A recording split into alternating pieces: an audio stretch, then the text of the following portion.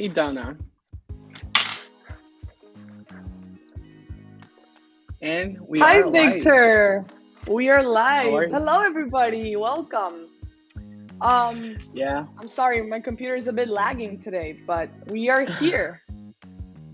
Yes, we are. And this time we have our cameras on, and you guys can actually see us. And, Yes, I guess that's the first time we ever have our cameras on. And for now, it's only going to get better because we're going to have better cameras. We're going to have better equipment in the future. To do this approaching your future and really turn that into a full podcast format, which I'm really I, excited for.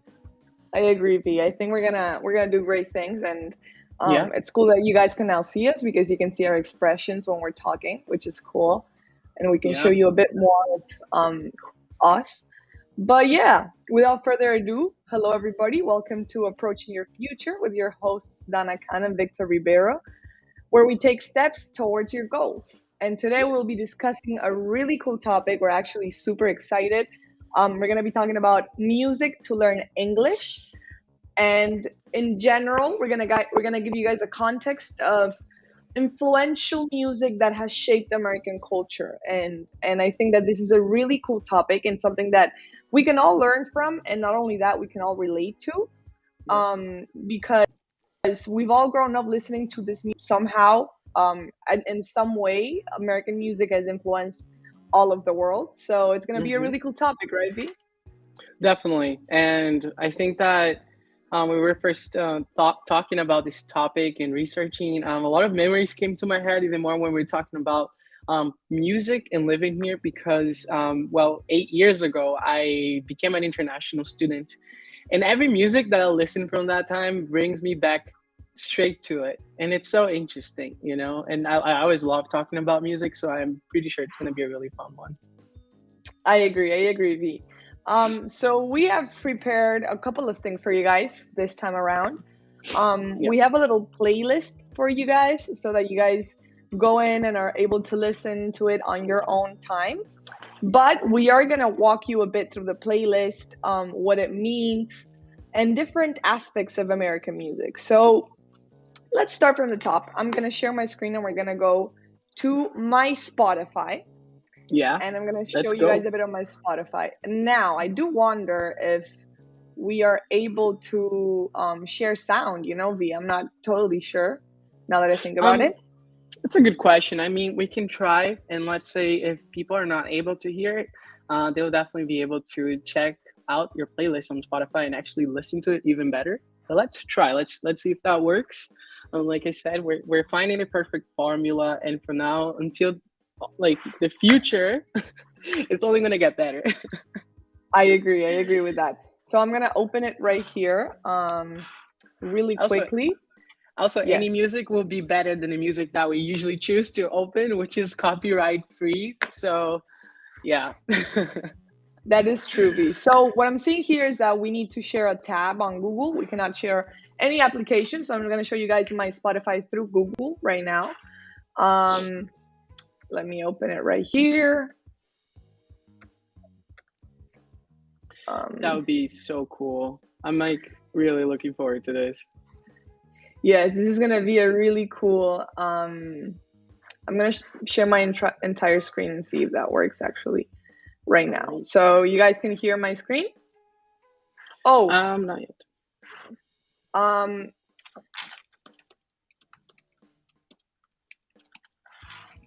so yeah, but we're figuring out some technical issues right now, guys. But before I share my screen, let's start talking a bit about American popular music and its history. So we are going to start from around the 1930s.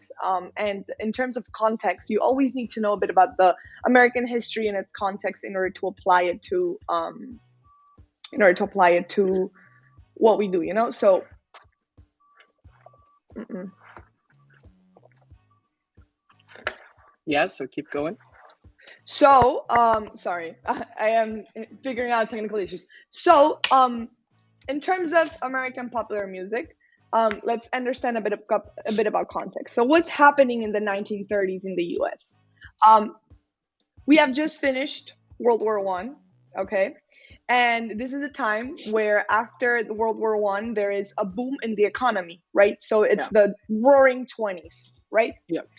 Yeah. It becomes the Roaring Twenties, and as we go into the 30s, it starts to the economy there starts to become a depression, an economic depression, if I'm not Hmm. incorrect, and we go into World War Two, right, where everyone there's also another economic boom because Yeah. there is a variety of jobs for women. It's women start taking a lot of jobs as Hmm. men go into the army and go to World War Hmm. Two, and that's what's happening in the US as we speak. So the first song that I chose is a song that is probably not going to be well known. It's a song called Strange Fruit by Billie Holiday. And it's a song that talks it talks a bit about civil unrest and the treatments of African Americans in the US.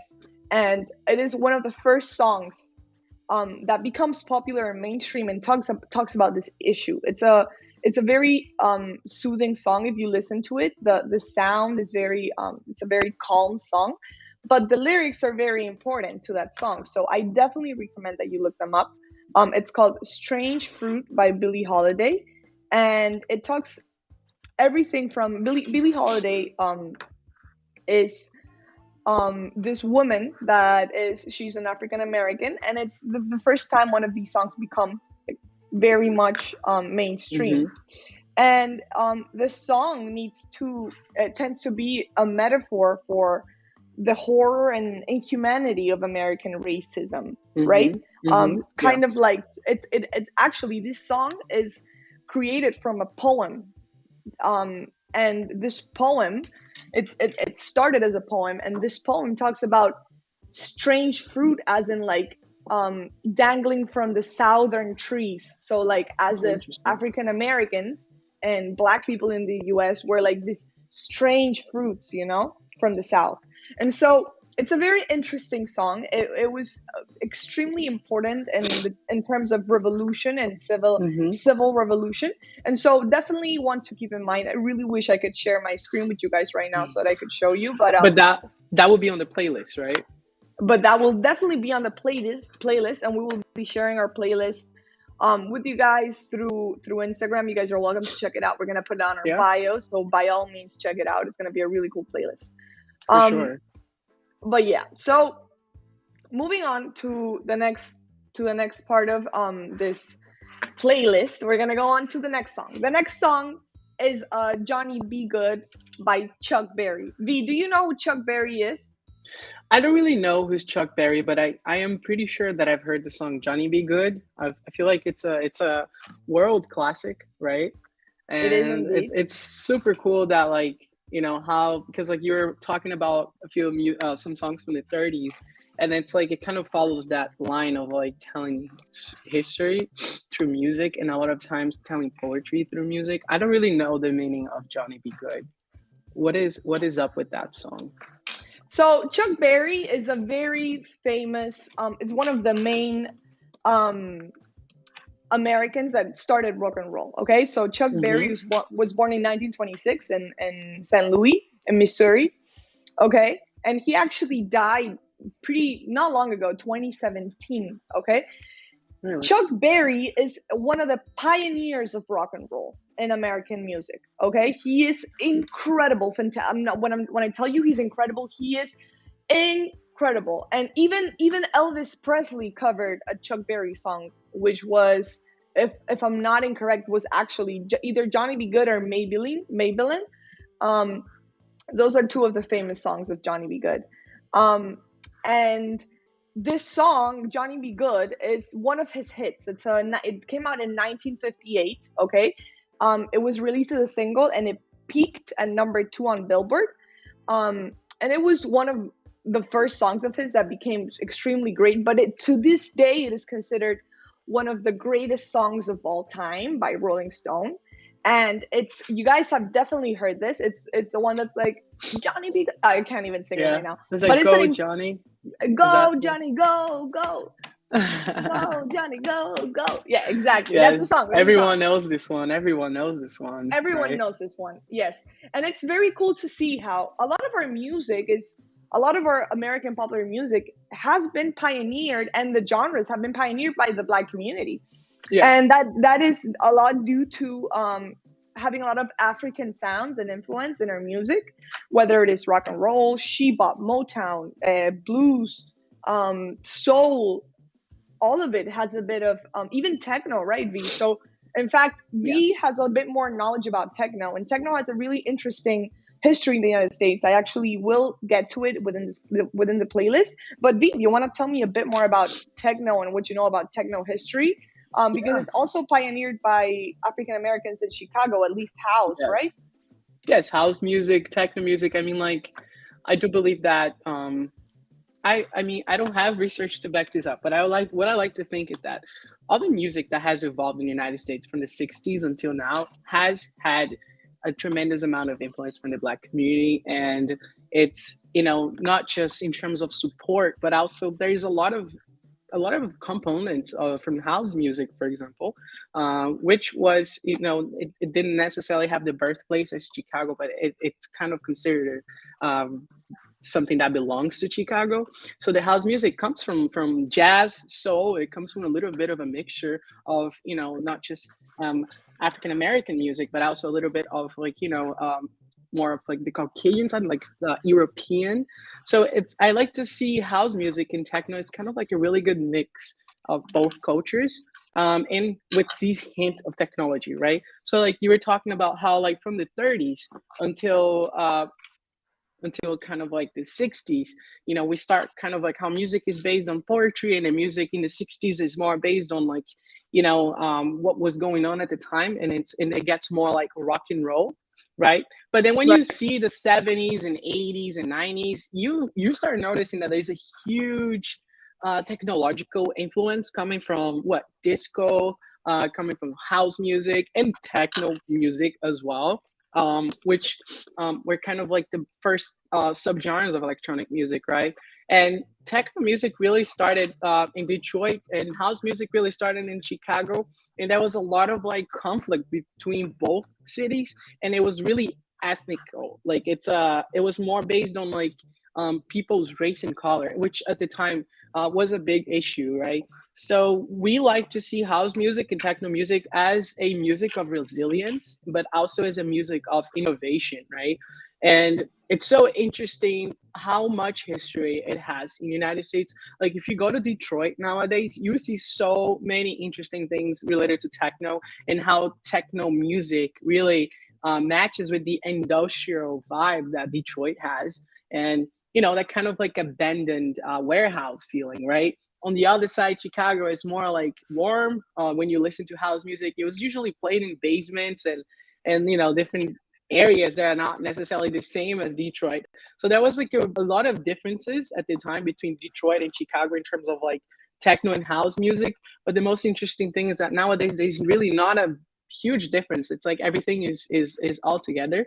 And you can hear a lot of both genres wherever you go in both cities. So it's super super cool to really be talking about this, because a lot of people see electronic music as like, oh, that's like so European influenced. It is true, but it has its birthplace here in the United States, and it has huge influences from disco, which was also very popular in the 70s and 80s here. So I could keep going on and on, but I feel like I gave you a little bit of an idea, right, Donna, like of how No, um, definitely. techno and house music. And nowadays, here in the United States and all over the world, it's huge. It's a whole culture, right? It's a club culture, a nightclub culture, and it gets more and more and more interesting and more innovative. So I can only imagine like 10 years from now how it might be. How people's experiences in these concerts will be. So yeah, I am a big lover of techno and house music, and like electronic music in general. And it's so interesting how a lot of it has a lot of my favorite artists. They were born here in the United States. A lot of my favorite songs were actually produced here. So, you know, it's super interesting because I'm from Brazil. And in Brazil, I do have favorite artists, but the music is completely different. It goes more towards like a different cultural tangent, right? Right, But right. yeah, No, I agree with that completely, and I think that's super cool. V. I think that as you said, it's so interesting how house has a lot of influence from disco, and as you mentioned, like Frankie Knuckles. I was just seeing one Yeah, of his biggest songs is with Tony Braxton. Tony Braxton is an R&B artist, and so like it's interesting to see how everything influences each other. yeah, Um, yes, that's very true. Especially so I love to see that. I love to see I've recently, because of Victor and because of um involvement in the techno community, I've recently learned how to DJ, and I realized that as I think about it, like when you understand that like the basis and the foundation of these musics, from disco to house to techno to R&B, to they have a similar foundation, you're able to mix and match the music better. And Yeah, I think that that is a really cool skill. yeah, But yeah. without further ado, I will continue with this list. So we talked a bit about techno. Techno rises up in the 90s more than anything, Yeah. especially in Chicago and then Detroit, as Victor said. Um, Mm-hmm. but let's go a bit back in time to the 60s. So the 60s are extremely important in music. This is when we start seeing people like Bob Dylan, like everyone in soul, like Aretha Franklin, Otis Redding, Marvin Gaye, James Brown, Ray Charles. So Benny King. So like all of these artists come in the 60s, and why? We want to know, why do they come in the 60s? Because in the 60s is when the civil rights movement genuinely starts to take a turn, genuinely starts to do effect in the world, and bring forth a new vision of the world. And this is when a lot of music that is released highlights what's happening. So for example, we have um, Sam Cooke's "A Change Is Gonna Come," which a lot of people know that song is "A Change Will Come." I'm singing the song here. But it's a fantastic song. It's a classic song. I think it came out in 1964, if I'm not mistaken. And that is smack dab in the middle of the civil rights movements, which is Yeah. really interesting. We also have people like Otis Redding and Bob Dylan. So let's talk a bit about Bob Dylan. Do you know a bit about Bob Dylan? Do you listen to his music or? Yeah. Yeah, I Yeah. do. I listen to there's this song that I've been listening to a lot recently. It's called Don't Think Twice, It's All Right. It's like one of my favorite That's, songs by Bob yeah, Dylan. But yeah, yes, I did hear a lot about him. I know how he was not just a great musician, but like also really a big part of the scene at the time. yes. But that's kind of like all I know. What else? Like what do you know about him that I might So not know? Bob Dylan becomes one of the most important um sorry, Bob Dylan becomes one of the most important musicians of the 60s. Hmm. Why? It does take into play that he is white. That is something that does take into account. He is Caucasian, but Yeah. Bob Dylan is becomes extremely revolutionary in the context that he becomes mainstream. He does folk music, and he talks a lot about civil rights, and he talks a lot about freedom of speech and civil Hmm. rights, and he talks to the young movement, to the young population about Yeah. that is coming in the 60s. So like that new generation is filled with Bob Dylan and his music. Yeah. One of his most famous songs is called "Blowing in the Wind." And Bob Dylan is known for being an incredible writer. While he was not a good singer, he genuinely was not a good singer. His music is listened to worldwide. Why? Because he is known as one of the most incredible songwriters of the world, of the history of the world. So it's very interesting to see that. And apart from that, um, Bob Dylan also, I think he headlines then afterwards in one of the most important music festivals in the world. It Woodstock. became exactly Woodstock. Woodstock takes place in 1969. Also, because happening in the middle of many different events that are happening in the world in the United States. There's the civil rights movement, the liberation of African Americans, and Also, it's the women's movement that is rising. It comes Mm-hmm. after the 1969 Stonewall riots, in which it Mm-hmm. starts the LGBT and queer movement. And at the same time, in 1969 is when we're in the middle of the Cold War. So it's a huge, everything is happening in the world, and so the world stops to have this festival that it has it in Woodstock 1969. It was like recorded the highest amount of people Yeah. in New York, right, in the middle of New York. And it Yeah. was this movement that, and that embarked change, that brought change to the world. So it was a really Yeah. important movement. And Yeah. then, and I'm gonna speed up a bit, but we go into a different variety of songs. For example, afterwards in the late 60s also comes out the Beach Boys, and the Beach Boys are this boy band from the West Coast. Um, and their leader, I forget his name right now, but the leader is a massive, incredible songwriter. Okay, he is the creative hand in the Beach Boys, and they put out this record called Pet Sounds. So if you guys haven't listened to Pet Sounds, Pet Sounds is known as one of the most famous concept albums. It is the first Yeah. concept album that is released by the Beach Boys. Incredibly well written, and I Yeah. don't think they've ever been able to live up to that masterpiece. One very well known song of the Beach Boys is "Wouldn't It Be Nice? Wouldn't it be nice if I they know that I was would?" about to actually ask if that Ex- song was released in that album, and it was, right? that is exactly, that was part of Pet Sounds, and Pet Sounds is. Yeah. I actually wanted to show you guys a clip, but I can't share my screen. But I will put the link later. But this clip shows them creating one of the sounds of the Pet Sounds album, and the way in which they created it was revolutionary because they used a lot of instrumental and equipment that was new for the 70s, that was really new, and they brought in a lot of new type of equipment for the studio, and so that was a big revolution in music. And then we go into rap. Okay, then starts Jill Scott Heron with "The Revolution Will Not Be Televised." Heard of that one, V? Um, I think, well, the that rings a bell on something, but I don't know exactly what. I did watch a few documentaries on underground hip hop and rap. So I do believe that it's also related to activism. I know that hip hop and rap kind of like came from um, kind of like it's a different form of poetry too, right? So, but educate me, please, Donna. I need to know No, more. no, yeah, definitely. So first comes out Jill Scott Heron with "The Revolution Will Not Be Televised," in which the title pretty much explains what it's talking about. The revolution will not be televised means it's the revolution of civil rights movements, of civil rights for African American in the United States will not be mainstreamed, will not be televised. They don't they Hmm. the world, the government doesn't want people to see it, you know? So this becomes the first like mainstream rap song, even though it still is not rap music.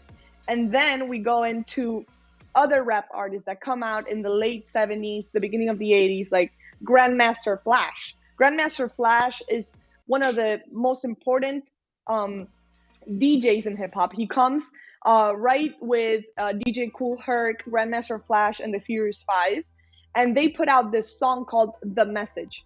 And "The Message" is one of the most important songs in rap history. Okay, it comes from people that live in New York, in Harlem, in the Bronx, Yeah, and it's kind of like extremely people important. that had. Sorry for cutting you off, but I guess it's like the oppression, right? Like the side of New York that wasn't necessarily well treated at the time. Exactly, and it's interesting because it is a time in which we are seeing a lot of like we hadn't seen people like it's the first time when an artist from a poor neighborhood, like in rap music and like urban music becomes mainstream and becomes something that is important. And I'm pretty sure that in this song he actually talks bad about like Elvis Presley and other artists that like Yeah, um and from his point of view have like taken music from yeah, have appropriated music from appropriate. black culture, Yeah, so it's super interesting. So guys, I have so many more songs to talk about. I love this topic so much, but I'm yeah, just me gonna go too. with like I'm just gonna go down top five or like really quickly down history so that we are not stuck with you guys for too long, that you guys are not stuck with us more so, because we would be here for hours if we could.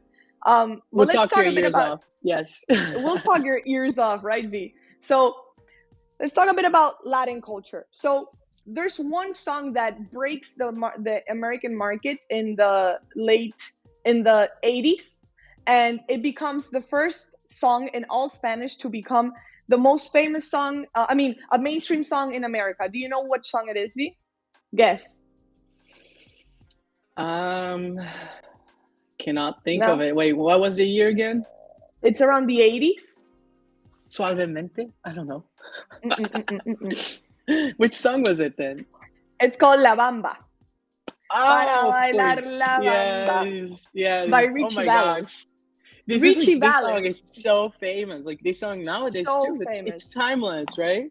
It's a timeless song. It becomes the first song in all Spanish that hits the mainstream market in the U.S. and not only in charts. Not only that, Richie Valens at the time was like super young, like 20. And Richie Valens, it's really sad, this story, because Richie Valens is one of the three big artists that die on a plane crash 2 years later, if I'm not incorrect, like 2 or Oh 3 years wow. later, alongside Buddy Holly and one more artist. Buddy That's so Holly is sad. I didn't also know a that. very, yeah. Buddy Holly is also a very famous artist in American history. He was a folk music artist, rock, folk music, along those lines. And Richie Valens and another artist that was also famous were gonna go do a show, and the plane fell, and they all died. And it was a very tragic moment for music history. It's yeah, But I can only so that imagine. we so that we continue really quickly, and I'm sorry I'm cutting you off, V, because I just want to like put these out so people understand the time frame. Okay, so Of we went from, course. so it happens into Richie Valens in the 80s, and then we go into salsa in the 70s. Salsa started in the America. Salsa started in the United States. If you guys didn't New know this, York. salsa started in New York. Okay, the first label, it's called Fania, and this Fania is the one that starts mainstreaming salsa for everyone, Yeah. with artists such as Celia Cruz, Ruben Blades, Willy Colon, Hector Lavoe, and XXXX. So it's very interesting because we see one of the most famous salsa songs in the 70s called Pedro Navaja, okay? And it's so genius how Willy Colon and Ruben Blades, they put out this joint album called Siembra, known as probably the most important salsa album in the world, because it's a concept album, a beautiful concept album. And the Pedro Navaja song, it's really cool. If you listen to it, it's a 7-minute song that tells a story about a man robbing a woman. And it's I love when artists do concept albums and concept Me songs. For me, too. it's something that is incredible. And I love salsa. Victor loves Yeah. salsa too. We play it Me all the too. time. So Yes, I do. right, so it's very cool to know. And then let's just jump back into the future. In the 1980s, MTV comes out and it puts out its first video, being Thriller by Michael Jackson. That makes Michael Jackson a star and the king of pop up to this day. And then we go in the 80s with Madonna, Like a Virgin, and Madonna becomes the queen of pop. Why is Yeah. Madonna so important? Because she is the most important businesswoman in the music industry. She, at Yeah. the young age, she decides that she wants to put a new type of branding. She sexualizes herself a bit more, which was not done so at that time in the 80s, late 80s, and then she becomes, and she builds this persona and a brand and a business, and becomes almost the richest Yeah. female music businesswoman in the world. Like, Yeah. Madonna is a genius in her own right. A good Um, example of women power too. right? I agree. And then we have 90s with Nirvana, Smells Like Teen Spirit. Nirvana is punk rock, psychedelic rock. This is a new era in the US. And we go into Britney Spears, which becomes pop. The ladies of pop, so Britney Spears, Beyonce, Lady Gaga. And the last song I'm going to touch base in is one called Pumped Up Kicks by Foster the People. And actually, I'm going to let Victor talk about that one. So like in the very beginning when I was telling you on how, like when I first came to United States, like 8 years ago, I was just an international student doing my junior year of high school. And that's when this album by Foster the People was released that had the Pumped Up Kicks. And at the time, I really didn't know much English, and I loved that song, but only to find out later on that that song was actually like the words, the lyrics were really tragic and talked about something that is really not well seen in the American culture, which is like, violence, gun violence, and school shooting. It was really interesting to find that out, but I still love Foster the People. I mean, like, all their music brings me straight back to my first year here living as an international student. And I would tell you, it doesn't matter when you play or how you play it. Every time I listen to Foster the People, every time I listen to that type of music, it brings me back to those, what I like to say, California vibes, which I miss very much. Yeah. But yeah, it's kind of like they're like my Beach Boys of the 2010s, you know? That's exactly it. That's exactly what I was thinking, V. And like, it's super interesting and that people notice how Americans have Yeah, have found a way to genuinely like make history and music simultaneous and translate music into what's happening in the world around them. yeah, But yeah, it's very evident in American culture because we can actually track American culture through their yeah. music, and Hmm. because of that song, I mean, it's a song that is extremely uplifting, like in its sound and in its production. It's very uplifting. It's very, Yeah, it's a good song, kind of like the Beach yeah, Boys. And then the topic is a bit morbid. It's about school shooting, which is something that was happening during that time. yeah, So yeah, it's really cool how Americans do that over and over again yeah. in different ways in their music, It's right? extremely interesting. It's super interesting. And it's also, what's mind blowing is like how this industry is so rich and how globalized it is. Right, right. I'm very, Because very interested in that. I agree, because American music is really, it really is globalized. It is the main music of the world, first of all, and it also it's the industry leader of music, of the industry itself. It is the industry Yeah, leader. So it is. that's very interesting, and we're gonna leave you guys with the playlist so you guys check it out. But we are so happy that you guys were able to see this podcast, because we are super excited to talk about this. In fact, we'll probably make more topics about this because Yeah. we have a lot more information. We didn't even get through the whole playlist, but thank you for tuning in to Approaching Your Future with your hosts Dana Khan and Victor Rivero, where we discuss different cultural aspects of life in the United States. Yeah. And we will see you not next Friday because it's going to be Thanksgiving, but the one after that. And don't forget to like, subscribe, and turn notifications on. And make sure to follow us on Instagram, approach_USA, where we will be posting the playlist. We'll be posting everything so you guys are able to listen, share with your friends, and learn Yeah. more. And if you have any questions, if for some reason you would like to learn more about American popular music, please send us a DM, because Yeah. I have textbooks, I have study guides, I have outlines and essays. I'll share with you Yes. anything. Don't Yeah. worry. That's amazing. And also we can make this playlist link available in the description of this video. So you guys, if you guys are watching this, seeing us through YouTube, you guys will be able to go and listen, not see. Also see, because there are a lot of really interesting album covers, but listen to exactly what we're talking about and understand how the music in the American culture has not only shaped the culture of the United States itself, but the whole world. And that's so cool to see and live through it.